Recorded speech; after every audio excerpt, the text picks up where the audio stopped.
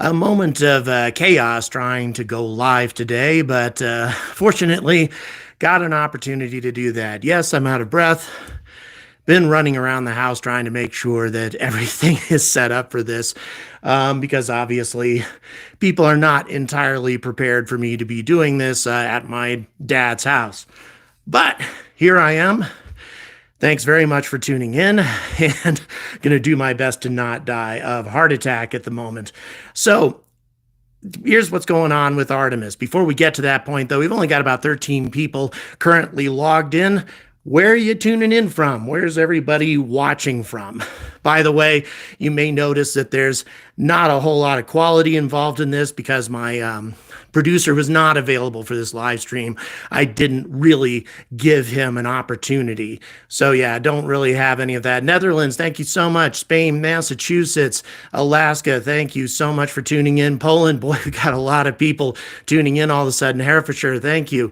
Finland, Hungary, Czech Republic, Northampton, all over the place. Florida, South Africa, thank you so much for tuning in today. Again, all over the world saying hello. I'll tell you guys, thank you so much. California. Yes, I did watch the World Cup. That only just got wrapped up here. Virginia, Canada, again, Northampton, Canada, Bulgaria, boy, Australia, North Carolina. Thanks so much, everybody, for tuning in. Boy, so already 57 of you tuned in, and I think there'll probably be more here very soon. So yeah, I mean, obviously I've released some videos recently. That was a hell of a match, by the way, wasn't it, between France and Argentina? I mean, I really didn't care who won, to be honest. But yeah, it was incredible, to say the least. It was nice to see Messi get his World Cup championship, though. That was really fantastic for him to get that opportunity. So yeah, I mean, nobody's really talking about where Artemis goes from here. I mean, they talk about it in terms of, yeah, look how great this is going to be, and Artemis 2 is coming up, and they describe how Artemis 2 is going to be handled, but they don't really talk about how long it's going to be before Artemis 2 actually happens. And that only became really apparent recently with an article that was released in conjunction with a report from the NASA Office of Inspector General, essentially revealing the fact that we've got a minimum of 27 months before Artemis 2 can launch. And of course, this is the government we're talking about here. So does any of us really believe that it's actually going to be 27 months when they're making those kinds of estimates? I would suspect that it's going to be longer than that. So yeah, to answer your question here, in terms of a moon base, I don't know. I don't know if there ever will be a moon base, at least not one built by NASA. I would say the Chinese have a good chance of building a moon base here in the near future. And given our current schedule, I would say that there's a decent chance that they will build that base before NASA and the European Space Agency, given just how casual and slow everything is going as far as that's concerned. By the way, anybody with their sunglasses situation, now that I'm back in the US, I am readdressing that situation. So I'll be communicating with all of you very soon on that issue. I know there's a problem with that, but it's a problem that can be solved. So I will be solving that problem before the end of the year. We'll have a plan in place to make sure those who have not received their sunglasses, make sure they get them. Okay, we'll keep moving on. So yeah, I mean, for those of you unfamiliar with the current circumstances, the reason it's going to take 27 months is because they are reusing some key components in the Orion capsule. And of course, Orion was always designed to be reused, not the European Service Module, obviously, but the Orion capsule itself. They had always intended for that to be reused, but it's just, we're not going to, and I'm all for reusability, but reusability in 27 months? I mean, they didn't have that kind of turnaround time for the shuttle. Supax, thank you so much for the super chat. Deeply appreciate that, brother. Thanks so much for that. Like I say, you guys have been enormously supportive up to this point in getting me back home. You guys are absolutely fantastic. However, just want to let you know that, we've got launches coming up, of course, here soon as well. So obviously, any support that comes in now, it will help me to go see Starship, or perhaps even get back for a launch in Europe. It depends on how things go. But there's a lot happening, a hell of a lot happening. May not be a lot happening with Artemis, but we have, of course, the orbital launch of Starship. By the way, apparently somebody at SpaceX wanted to pass on a message to me saying that they are ready to launch Starship for me to get that tattoo. They're just waiting for me to get 100,000 subscribers before they send Starship into orbit. I have no idea who this person is. I just know my source in Boca Chica passed on that message.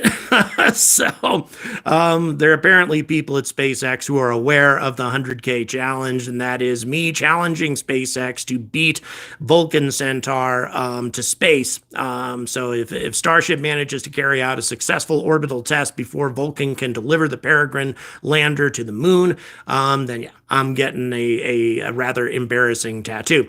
So all that having been said, then getting back onto Artemis, again, nothing happening for a very, very long time. Lots of other launches happening. Starship, of course, being an extremely important part of that. It's vital that Starship get to orbit as rapidly as possible at this point. Anton Nim, thank you so much for this super chat. Really do appreciate that, because obviously Starship is needed in order to put astronauts on the moon. It can't be done without Starship. Starship is the only HLS solution. Whoa, you got to see a Falcon 9 launch in South Carolina. Boy, that's fantastic. Yeah, I got to see one from about 50 kilometers away from the parking lot of my hotel some time ago.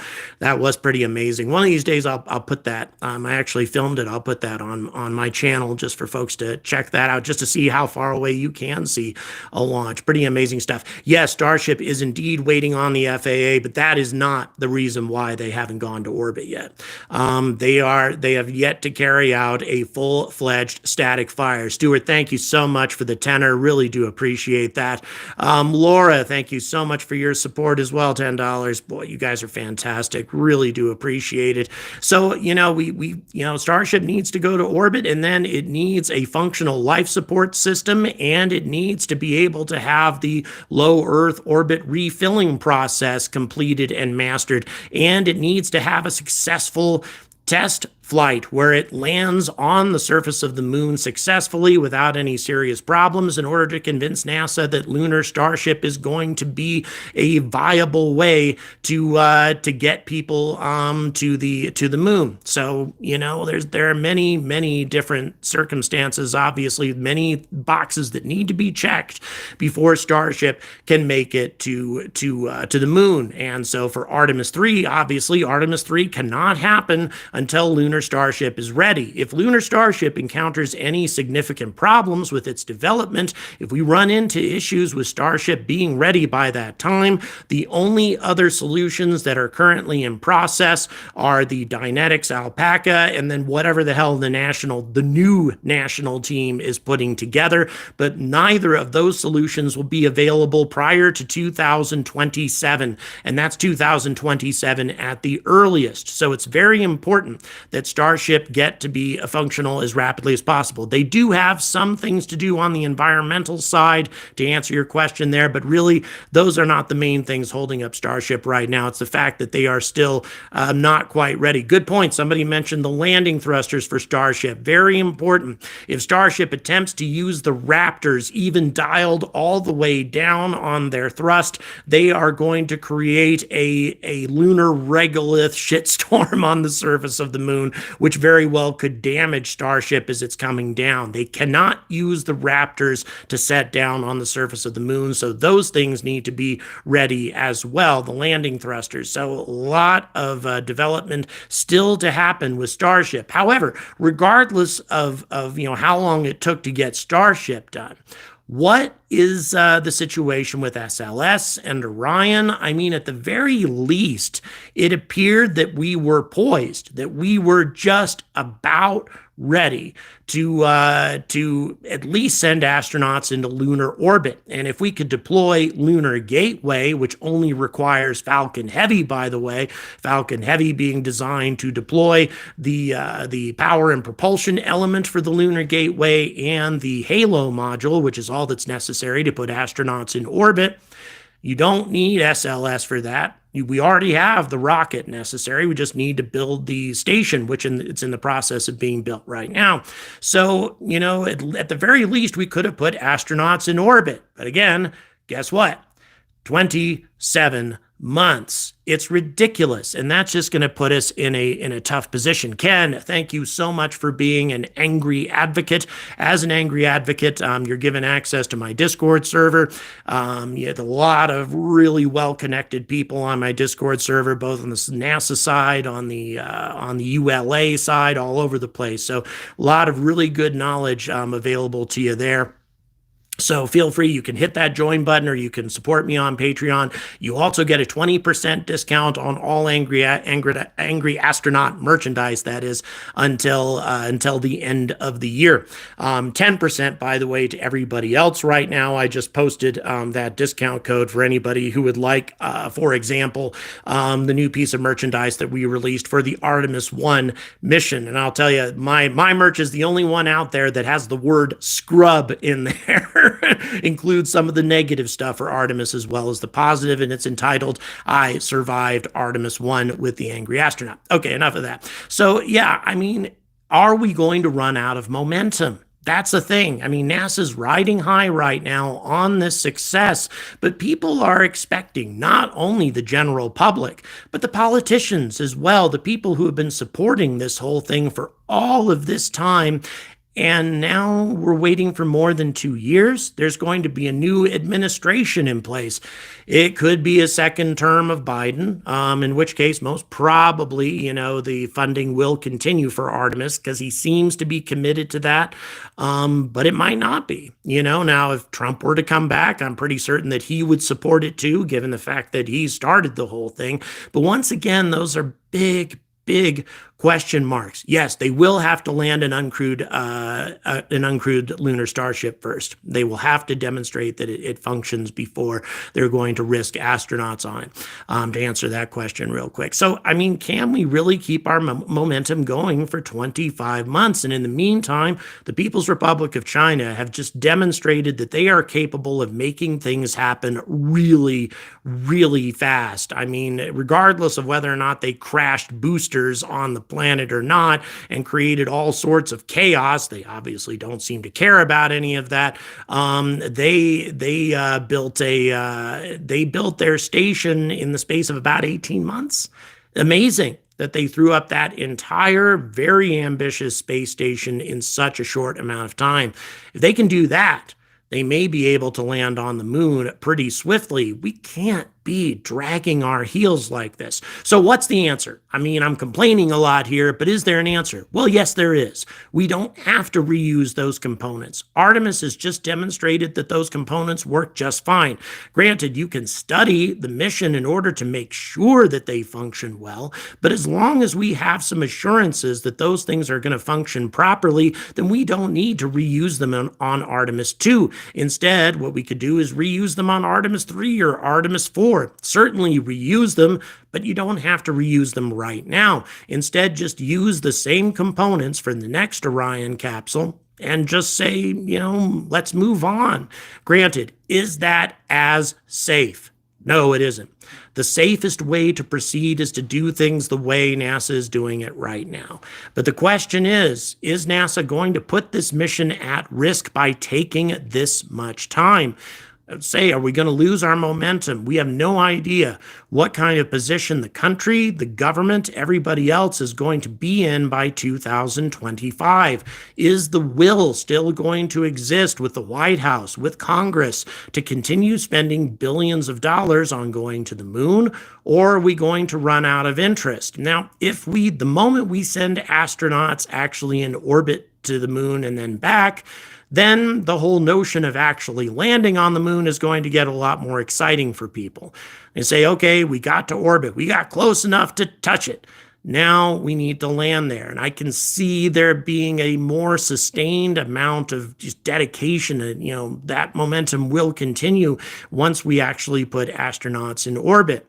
But Again, waiting until 2025, what is that going to do? And there are many, many other hurdles that Artemis still needs to jump over besides just the 25 months, or 27 months, rather. I'm sorry. In addition to that, you've also got, of course, SLS Block 2.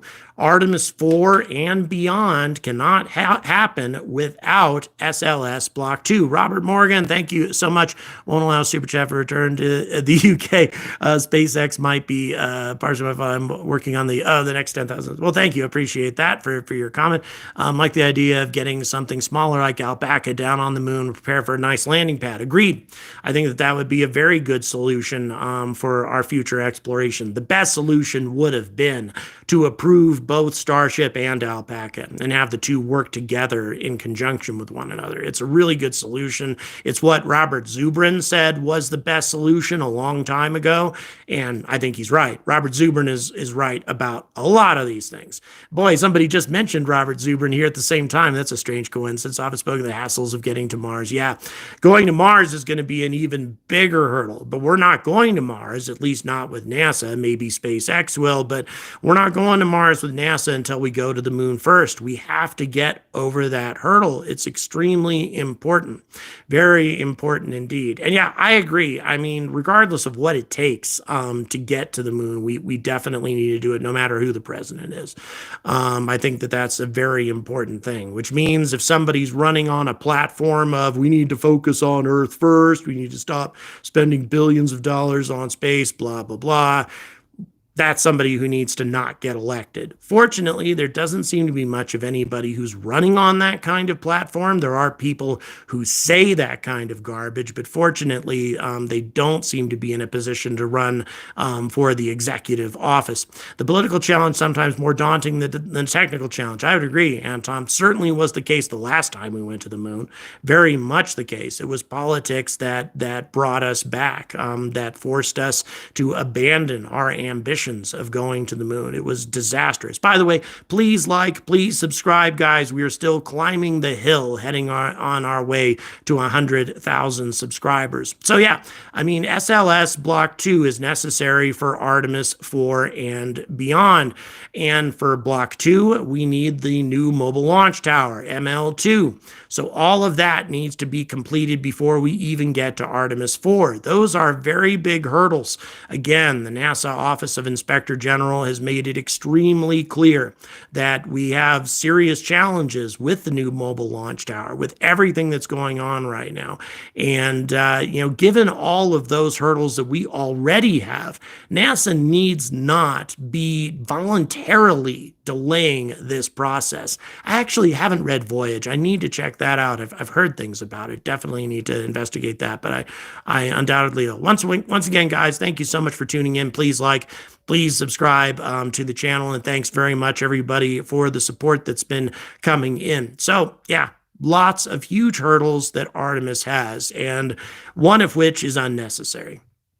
It is completely unnecessary for us to delay Artemis 2 this long, especially given how incredibly successful Artemis 1 was. I think Artemis 1 demonstrated without a doubt that Orion is ready to make the journey, that the SLS rocket system works very well, that ML1 is a piece of garbage. I think that that's very clear, but as long as you can actually get the rocket off the pad, as I said a number of times before it did launch, once you actually get the rocket off the pad, it's going to do pretty well. And thus far, it really has. And if NASA was a company, it wouldn't be viable. I agree. These are not viable timelines. It's just way too long. Again, is it a safe solution? Yeah.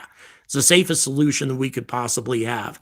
But is it a solution that's actually going to successfully put us on the moon in a reasonable amount of time? No, it is not. If I had been invited on the Dear Moon flight, would have I accepted the invitation? Maybe, with the caveat that it would have been very likely that I could not have gone. At my age, by the time Dear Moon actually flies, I don't think I'm going to be in good enough physical shape to go. So I think I would take a spot unnecessary. Thank you so much, Anton. Really do appreciate that. And thank you for ordering my new merch. There was Darth Rust, a member of Team Angry, who designed that new piece of merch. Really like it. He did an incredible job. Really did a lot better than before. Supax, thank you so much for being a member for as long as you have. Yeah, if Starship does become fully operational, in other words, if we master low Earth orbit refueling and make it easy or relatively easy, then obviously that will make the entire process a lot more straightforward. But unfortunately, I think it's going to be a while before we get to that point. I do believe that Starship does represent the future of exploring the solar system. I don't believe that we can actually successfully explore the solar system without Starship or something very much like it. And so we definitely need to get it operational. But on the reverse side, it's going to be tough. It's a rocket that gigantic that requires that big of an exclusion zone.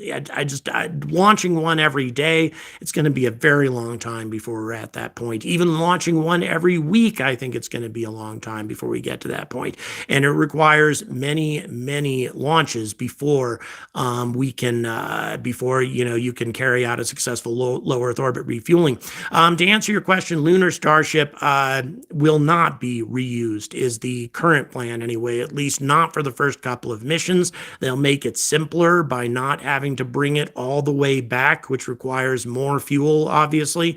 In the future, though, Lunar Starship, to be a cost-effective method of getting to the moon, I think that we do need to reuse it. And by reuse it, let me explain how you would do that. First, you send Lunar Starship into orbit, you refuel it, send it to the moon, it rendezvous at the Lunar Gateway or something, and then sets astronauts down on the moon, goes back, rendezvous at the Lunar Gateway again, and then proceeds all the way back to low Earth orbit to be refueled and reused again.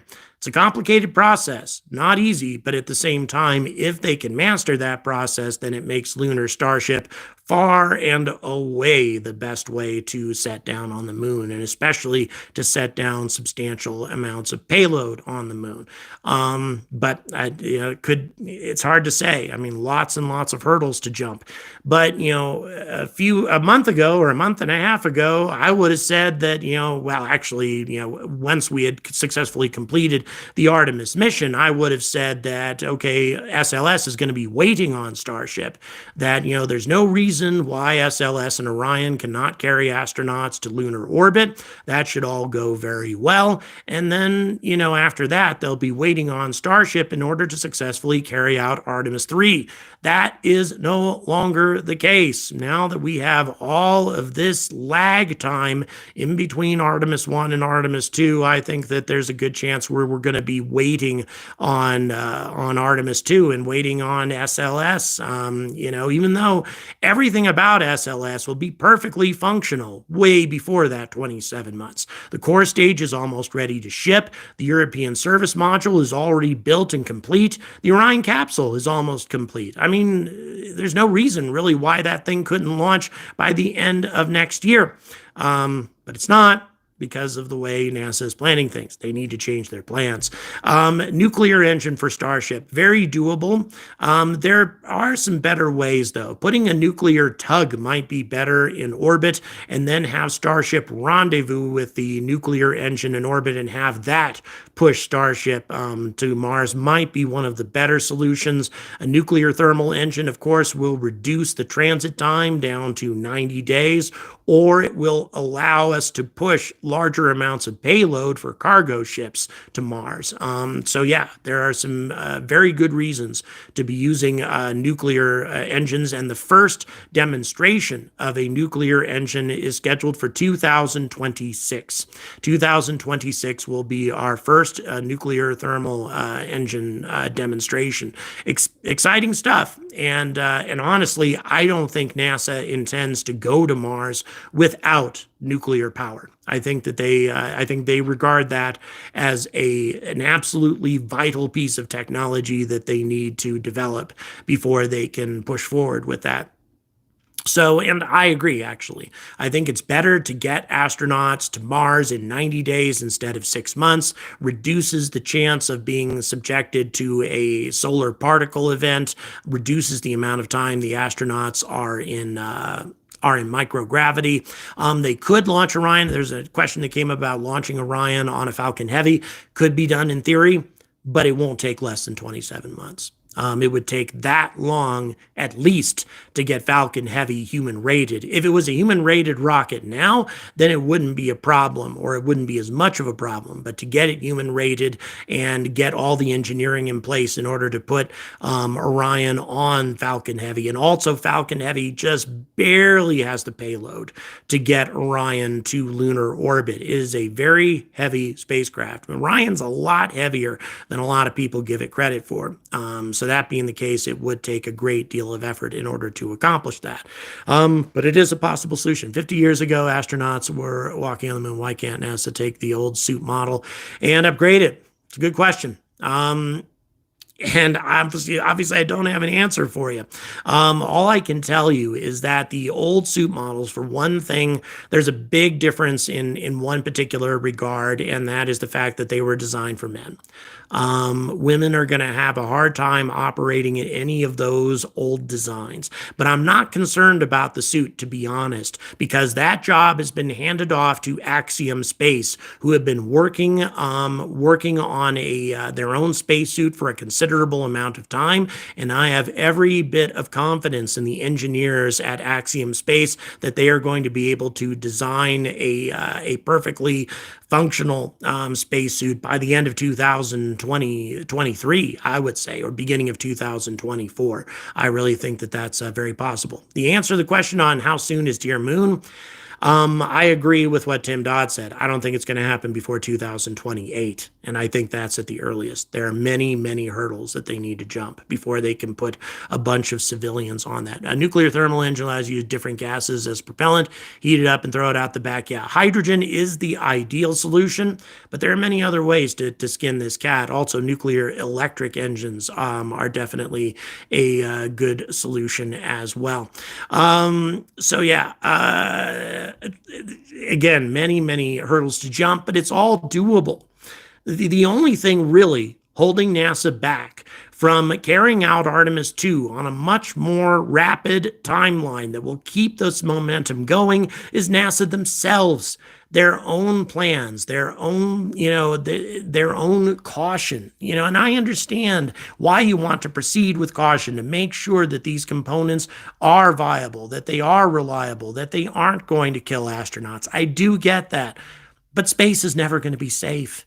It's never going to be safe to go to the moon. As much as we pretend to, and as much as we try to make it safe, it's just never going to be safe. So as a result, we're always going to have to take a risk. And if we were proceeding during the Apollo era with this kind of caution, the Soviets most definitely would have beaten NASA to the moon. They would have gotten N1 working eventually. And then at that point, they would have made it. So, yeah, proceeding with caution makes sense. Proceeding with an overabundance of caution, I don't think it does. And I would say just about every astronaut who's slated to go to the moon now would agree with me. I would say that all of them are willing to take that risk to get to the moon sooner rather than later.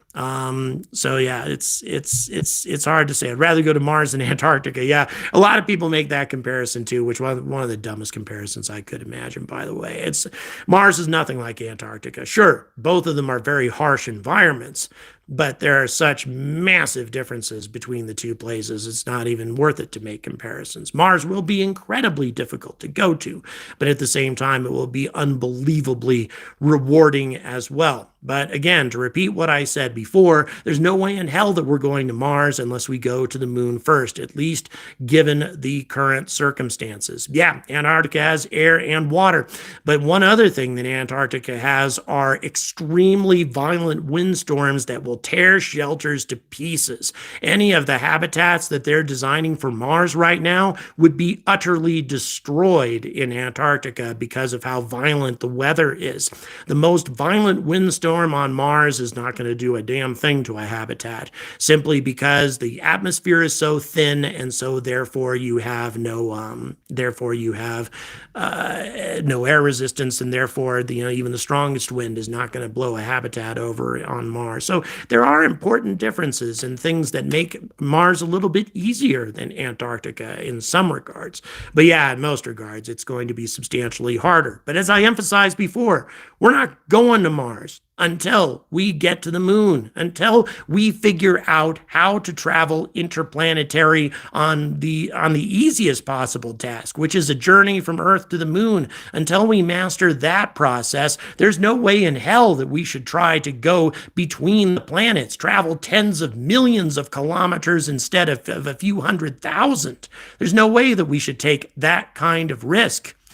So we've got to get this mission moving. We've got to get Artemis, pushing forward, take advantage of the momentum and the success that we have right now.